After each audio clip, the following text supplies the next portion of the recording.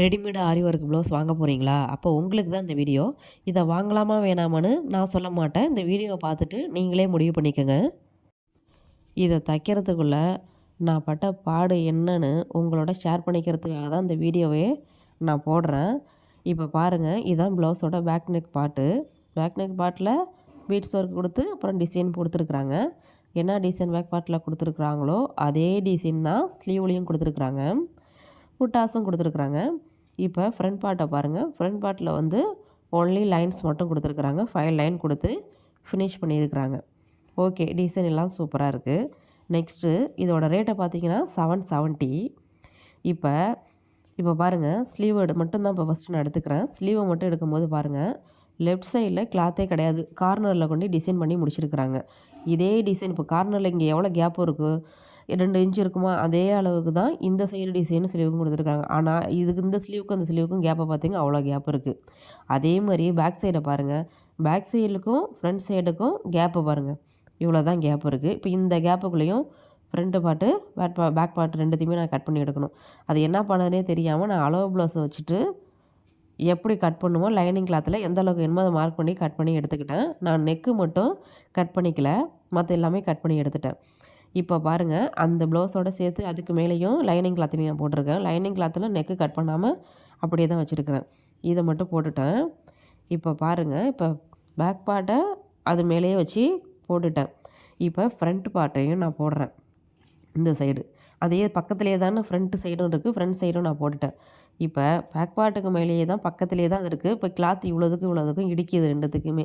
இப்போ நான் back பார்ட்டுக்குள்ளதை cut பண்ணோன்னா இல்லை ஃப்ரண்ட் பார்ட்டுக்குள்ளதை கட் பண்ணுறதா, எதை கட் பண்ணுறதுனே தெரியல.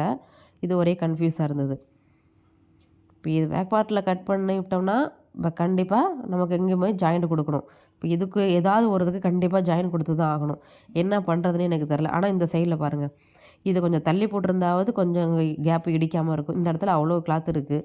அதை விட்டுட்டு இதுக்கப்புறம் சென்டரில் போட்டுட்டு அங்கே ஒன்றும் பண்ண முடியாமல் அப்படியே இருக்குது.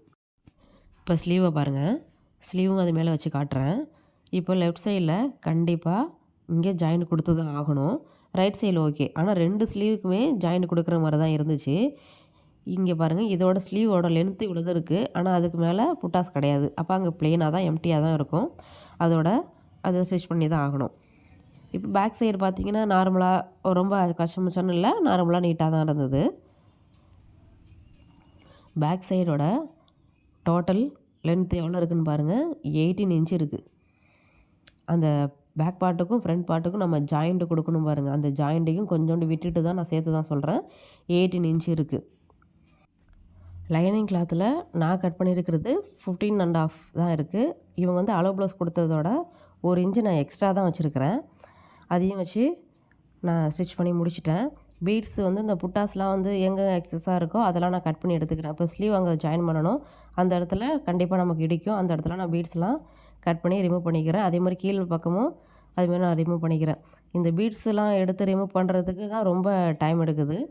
அதையும் நான் கட் பண்ணி எல்லாத்தையுமே ஃபினிஷ் பண்ணிவிட்டு ஃபுல்லும் நான் ஸ்டிச் பண்ணிவிட்டு இப்போ நான் ப்ளவுஸாக உங்களுக்கு நான் காட்டுறேன் பாருங்கள். இதை தைச்சி முடிக்கிறதுக்கு டைம் ஜாஸ்தியாக தாங்க தேவைப்பட்டுச்சு.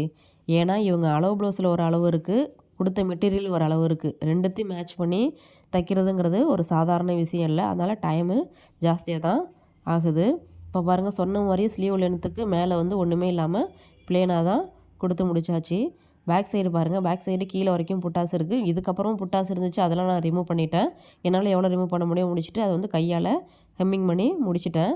இப்போ ஃப்ரண்ட் பார்ட்டு பாருங்கள், ஃப்ரண்ட் சைடில் வந்து பேக் சைடோட ஃப்ரண்ட் சைடு பாருங்கள் கொஞ்சம் இறக்கமாக தான் இருக்குது. அவங்களுக்கு சின்ன ஃப்ரண்ட் நெக்கு வந்து சின்னதாக தான் இருந்துச்சு, ஆனால் இதில் என்ன அளவு இருந்துச்சோ அந்த அளவுக்கு நான் கொடுத்து ஃபினிஷ் பண்ணிட்டேன். ஃப்ரண்ட் பார்ட்டில் தான் நான் வந்து ஜாயிண்ட் கொடுத்துருக்குறேன். பேக் சைடில் நான் ஜாயின் கொடுக்கல, ஃப்ரண்ட் சைடு தான் கொடுத்துருக்குறேன்.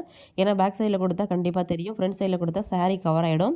அதனால் ஜாயிண்ட் வந்து நான் ஃப்ரண்ட் சைடில் கொடுத்து ஃபினிஷ் பண்ணி முடிச்சிட்டேன். நம்ம இஷ்டத்துக்குலாம் நெக்கோட லென்த்தெல்லாம் நம்ம கொடுக்க முடியாது.